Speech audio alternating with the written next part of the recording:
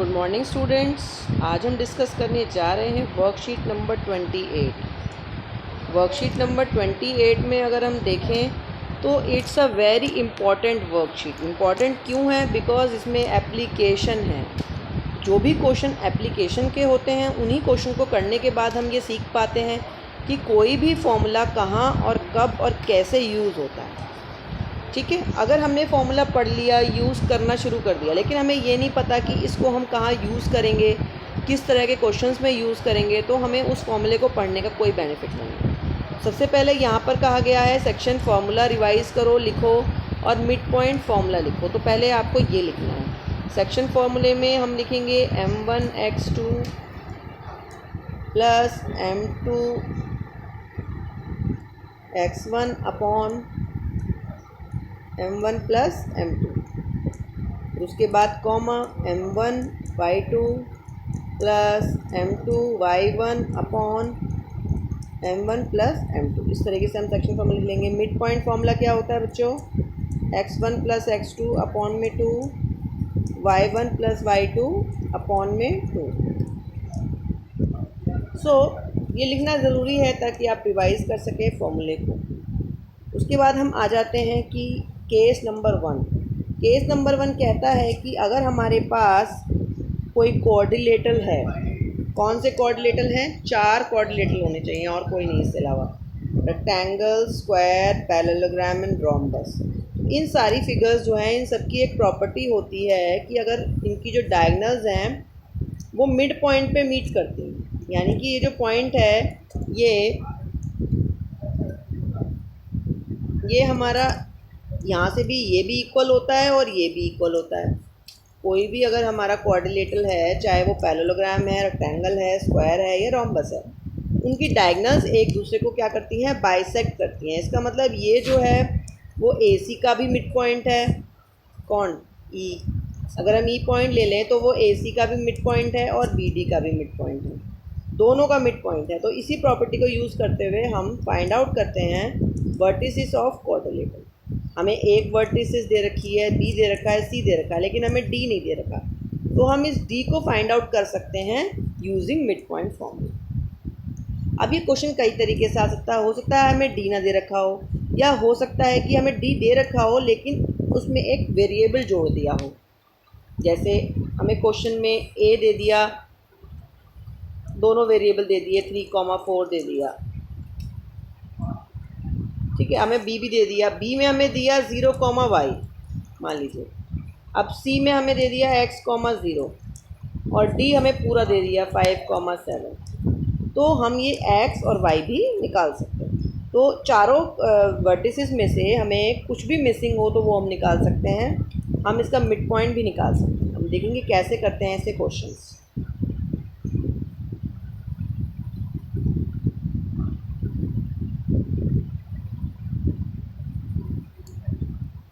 अब इसमें दिया गया है हमें एग्जाम्पल नंबर 1।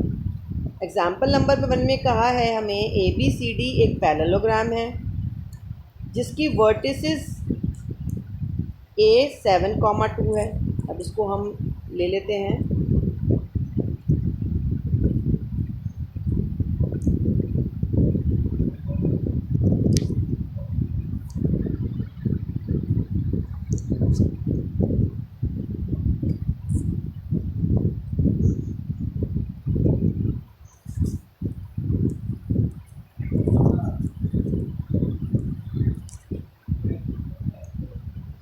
देखेंगे बेटा इसे क्वेश्चन को कैसे करेंगे।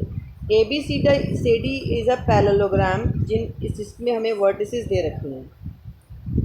तो हम वर्टिसेस कैसे लेंगे? तो आप देखेंगे यहाँ पर कि जब एक पैरेललोग्राम होता है, सबसे पहले तो हमें ये लिखना है कि वर्टिसेस A, B, C और D। A है हमारा 7,2 and B is 8,3 and C is 9,4 and D is P,3। हम देख सकते हैं इस क्वेश्चन में सिर्फ हमें क्या करना है? वैल्यू ऑफ P फाइंड करना है। ऐसा भी हो सकता था कि ये पी क्यू होता, तो हम पी और क्यू दोनों निकाल सकते हैं। इस क्वेश्चन को छोटा कर दिया गया है, सिर्फ पी दिया गया है। जैसे हम पी निकालेंगे वैसे ही हम अगर यहाँ पर क्यू दिया हो या यहाँ पर दिया हो या कहीं पर भी वाई की फॉर्म में दे सकते हैं, तो वो हम निकाल सकते हैं। ठीक है, अब हम कैसे निकालेंगे देखेंगे। तो पहले हम ये देखेंगे कि कौन सी ऐसी साइड है जिसमें हमें सारे वर्टेक्स दिए। ठीक है, अब हमें यहाँ से निकालना है। पहले हम कंस्ट्रक्शन कर लिया और हमने इसके सेंटर को मान लिया x, y। क्या मान लिया? x, y। तो अब हम देखेंगे, इसको हमने ई ले लिया या ओ ले सकते हैं, कुछ भी ले सकते हैं आपको यहाँ पर। तो अब हम कहें अगर x, तो x किसके बराबर होगा? x AC का भी मिड पॉइंट है और BD का भी मिड पॉइंट है। तो दोनों में अगर हम मिड पॉइंट फॉर्मूला लगाते हैं, AC में भी और BD में भी, तो आंसर तो सेम ही आना चाहिए। तो हम पहले लगा रहे हैं AC में, तो AC में लगाएंगे तो हम आएगा 7 + 9/2। ठीक है, क्लियर? हमें क्या करना पड़ता है? x1 + x2/2, x1 + x2/2। अब अगर मैं BD से निकालूंगी तो क्या आएगा मेरा आंसर? तो मेरा आंसर आएगा 8 + p/2। मैंने एक बार A और C को लिया,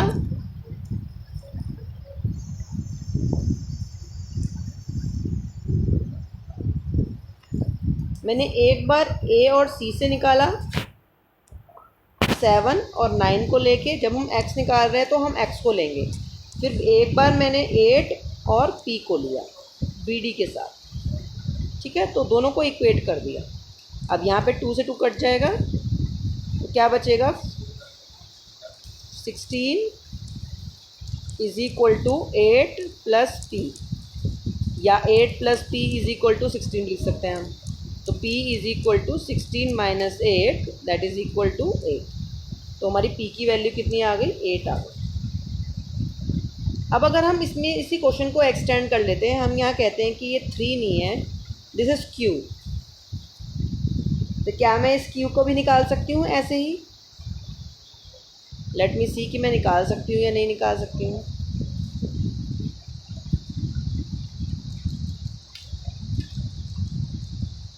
अब देखिए, मैं ऐसे ही लिखूँगी यहाँ पर y = तो पहले मैं लूँगी 2 और 4। y में हमें y को लेना है। उसके बाद मैं लूँगी यहाँ से 3 और q। यहाँ हमने q ले लिया था, 3 + q/2। और जैसे मैंने p की वैल्यू निकाली थी वैसे ही मैं q की वैल्यू भी फाइंड आउट कर सकती हूँ। 2 से 2 कट जाएगा, यहाँ पर आएगा 6 और 6 में से हम 3 को माइनस कर देंगे तो हमें आंसर मिल जाएगा 3। So this question is very important. बहुत ही कम ऐसा होता है कि ये एग्ज़ाम में नहीं आता, और बच्चे इसको बहुत लेंदी मेथड से करते हैं और ये क्वेश्चन आ जाता है 2 मार्क्स। अब 2 मार्क्स में कोई क्वेश्चन आया तो उसको हम कितना लेंदी कर सकते हैं। इसमें हमें एक बात और ध्यान रखनी होती है, यहाँ पर हमें एक लाइन लिखनी होती है, diagonals of parallelogram bisect each other, therefore E is the midpoint of AC and BD। ये लाइन हमें लिखनी होती है, यहाँ पे लिखी हुई है। ऐसे देखकर हम इसे नोट कर लेंगे, उसके बाद हमारा सोल्यूशन बहुत ही छोटे फॉर्म में हो जाता है। अब हम आगे बढ़ेंगे केस नंबर 2 पर। तो केस नंबर 2 को अगर हम ले लेते हैं, केस नंबर 2 में क्वेश्चन को बेटा पहले नोट कर सकते हो आप बड़ा करके या अपने फ़ोन से। To find the coordinates of line segment which divide them in 3 equal parts. So एक लाइन है, उसमें जो एग्ज़ाम्पल दिया है हमें, उस एग्ज़ाम्पल में कहा है कि पॉइंट है A B जो है 4,1 और 2,3।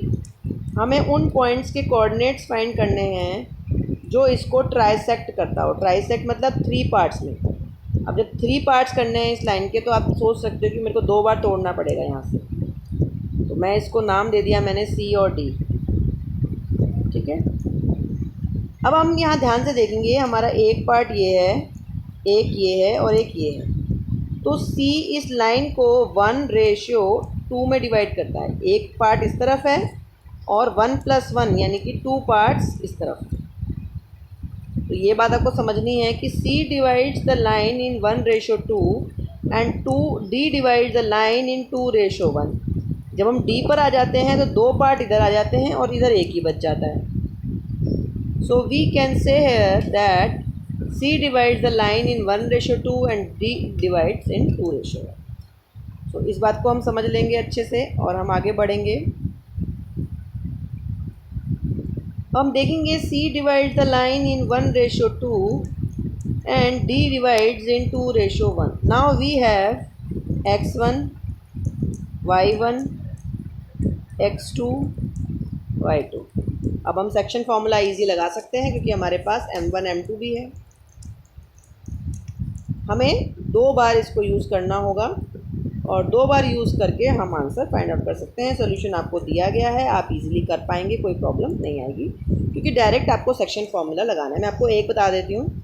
मान लीजिए हमें इसका x निकालना है, x और y, इसको हम मान लेते हैं a और b। तो x किसके बराबर होगा, m1 x2 यानी 1 × 2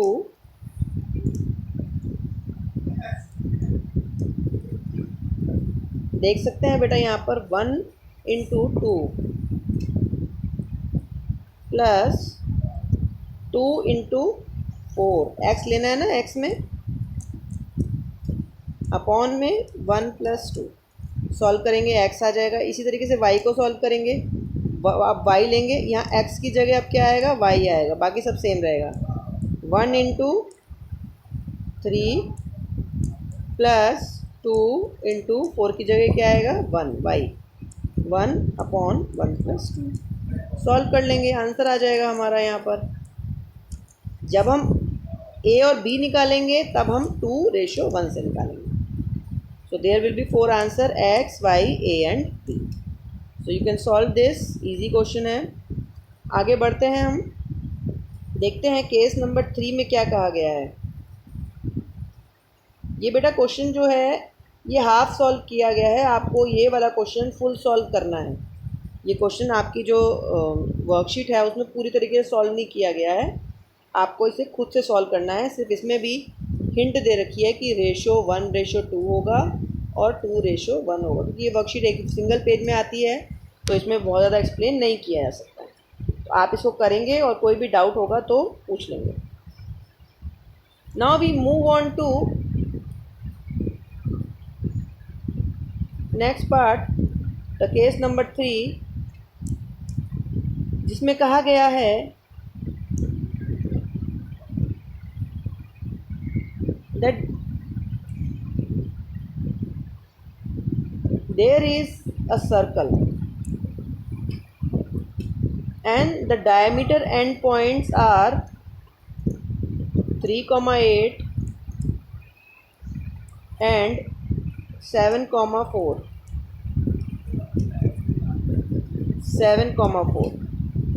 Now you have to find the center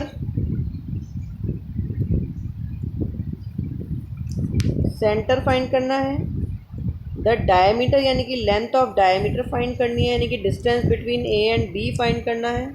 late the centre be O. तो हमें पता है कि ओ को अगर हम एक्स वाई मान लेते हैं तो जो सेंटर होता है उसमें मिड पॉइंट फार्मूला लगेगा क्योंकि मिड पॉइंट है।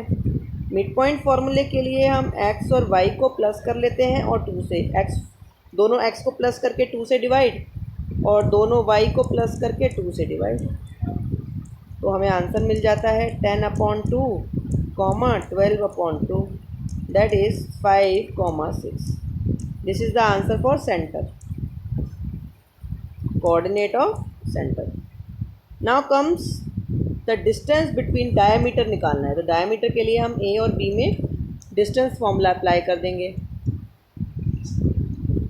तो डिस्टेंस फार्मूला अप्लाई करेंगे तो हम ए बी कैसे निकालेंगे, ए बी निकाल लेंगे रूट निकाल के। तो रूट में आएगा 3 - 7 का होल स्क्वायर प्लस 8 - 4 का होल स्क्वायर।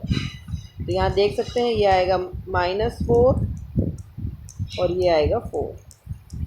इसको सॉल्व करेंगे तो हमें मिलेगा 16 + 16, तो रूट हो गया √32 यूनिट्स, दैट इज़ 4√2 यूनिट्स। ये यहाँ पर समझाया गया है। अब बात आई रेडियस की, डायमीटर तो निकल गया, रेडियस करना है तो क्या करना पड़ेगा, इसका हाफ कर देंगे, 2 से डिवाइड, ये हो गया 2√2 units. So now there are 3 homework questions that you have to do. Let us see that. पहला क्वेश्चन है, show that this figure is a parallelogram. आपको शो करना है this is a parallelogram. A B C D 0,0 3,0 now 4,1 and D point is 1,1. So to prove it a parallelogram there are 2 methods. या तो हम इसकी sides निकाल लें, ये वाली साइड इसके इक्वल और ये वाली साइड इसके इक्वल, 4 बार हमें डिस्टेंस फॉर्मूला लगाना पड़ेगा. Otherwise one thing can be done कि हम इसके मिड पॉइंट्स निकाल लें, AC का भी और BD का भी, या फिर अगर हम इसकी डायगनल्स निकाल के इनको इक्वल प्रूव कर दें तो भी हो जाएगा. If diagonals are equal then the figure is a rectangle. So हमें यहाँ पर पैरेललोग्राम प्रूव करना है, हम मिड पॉइंट निकालेंगे. अगर हम मिड पॉइंट निकाल लेते हैं और मिड पॉइंट सेम आता है, जैसे हम देखते हैं यहाँ पर, अगर मैं AC का मिड पॉइंट निकालूंगी, मिड पॉइंट ऑफ AC, अगर मैं AC का मिड पॉइंट निकालूंगी तो आएगा 0 + 4/2 एंड 0 + 1/2. आंसर आ गया 2,1/2.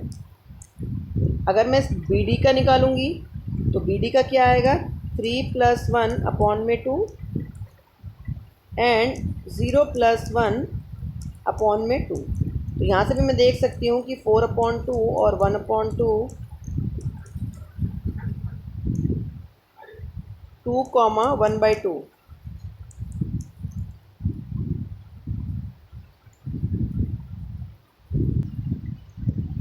सो हमारा आंसर दोनों का सेम आ गया, तो हम कह सकते हैं द फिगर इज़ पैरेललोग्राम. तो देयर आर 2 मेथड. या तो आप अपोजिट साइड को कंपेयर कर लें और या आप मिड पॉइंट दोनों को कंपेयर कर लें. AC और BD का अगर मिड पॉइंट सेम आ गया that means it is a parallelogram. Now comes the next question. Question number 2 इस बिल्कुल सेम है इसकी तरह, एग्जाम्पल नंबर 2 की तरह, तो ये हो जाएगा. And this question is different. Question number 3, let us see that. So question number 3 के लिए देखेंगे हम. क्वेश्चन नंबर 3 में कहा गया है कि देयर इज़ अ सर्कल जिसमें 4, P and 1, 0 are the end points of the diameter, जिसकी लेंथ है 10 सेंटीमीटर. Find the centre. तो हम मान लेते हैं कि सेंटर जो है वो XY है, मान लिया हमने XY है, ठीक है. और ये क्या दिया हुआ है, 4,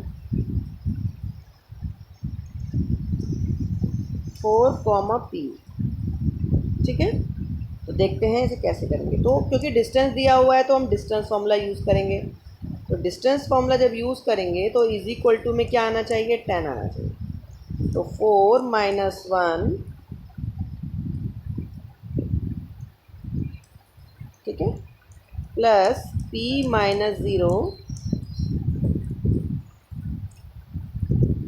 इज इक्वल टू 10. अब दोनों तरफ हम स्क्वायर कर देंगे. तो स्क्वायर करेंगे, स्क्वायरिंग बोथ साइड, तो 3² plus P² is equal to 100.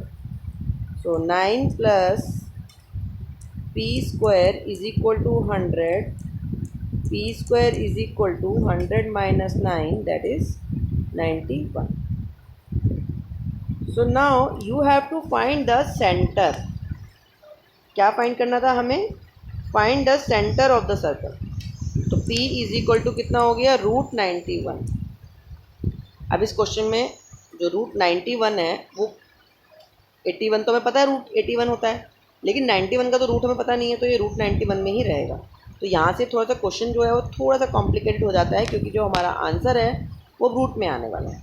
तो हम यहाँ देखेंगे कि किस तरीके से हम सेंटर निकालेंगे.